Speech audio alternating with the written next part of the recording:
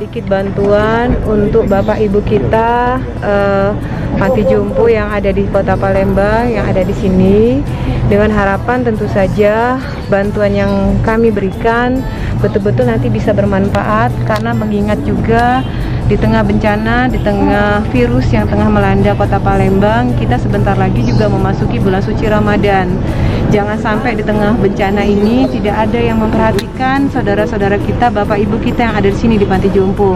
Oleh karena itu kehadiran saya di sini khusus bersama rekan-rekan alumni Muhammadiyah mengantarkan bantuan dengan harapan dan doa mudah-mudahan orang tua kita yang ada di sini dalam keadaan sehat, terlindungi jauh dari musibah, bencana maupun virus Covid ya. Karena mengingat orang tua kita di sini kan semuanya sudah lansia dan mereka jauh lebih rentan terkena kalau seandainya ada virus yang masuk. Harapan kita ini tetap terjaga.